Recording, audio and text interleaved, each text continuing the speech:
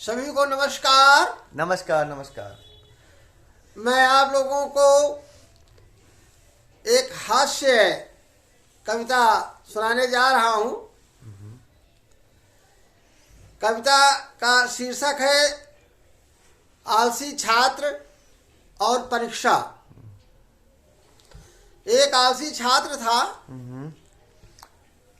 जो कोई भी काम उसके माता पिता भाई बहन कहते थे करने को, वो कहता था बस 5 मिनट में। इसी तरीके से क्लास में सर जी कहते थे कि बेटा ये होमवर्क दे रहा हूँ बस 5 मिनट में।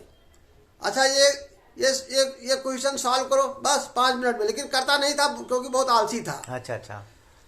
फिर जब परीक्षा नजदीक आती है तो वो जाता है मंदिर में, घंटा बजाता है और प्रभु से प्रार्थना करता है, क्योंकि साल भर उसने मेहनत नहीं की।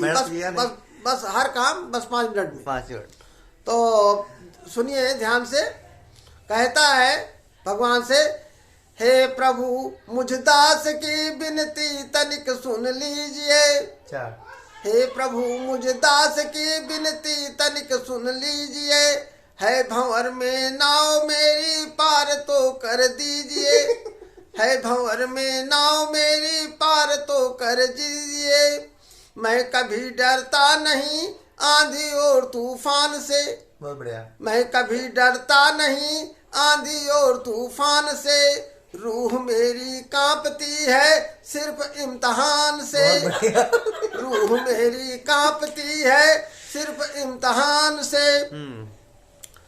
तो पहले दिन उसका इतिहास का पेपर था।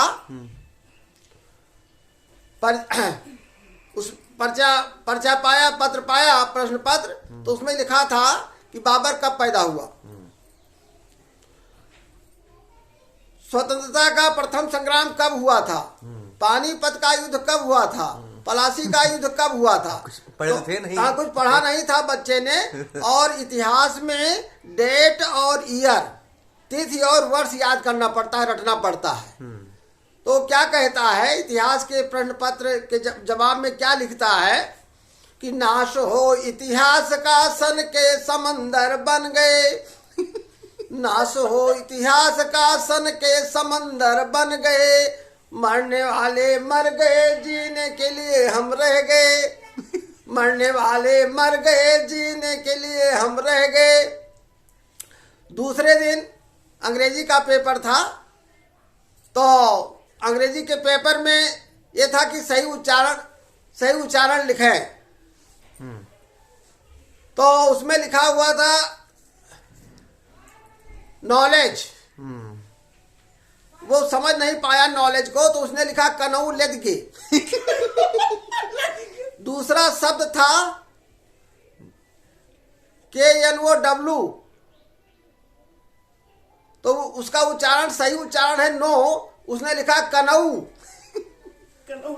और फिर था PUT put, CUT cut, B U T but, B U T but. इसे ये पाम लिखता है, पाम को पाल्म, काम को लिखता है काल्म। होनेस्ट और ऑनेस्ट को लिखता है होनेस्ट।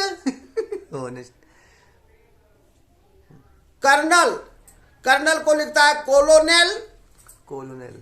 ल्यूटिनेंट को लेफ्टिनेंट को लिखता है ल्यूटिनेंट। लुटिया डूब गई।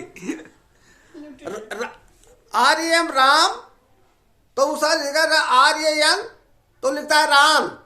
फिर तो कहता है वो लड़का कि पी गई इंग्लिश हमारी खोपड़ी के खून को। पी गई इंग्लिश हमारी खोपड़ी के खून को। पर समझ पाया नहीं मैं बेवफा मजमून को।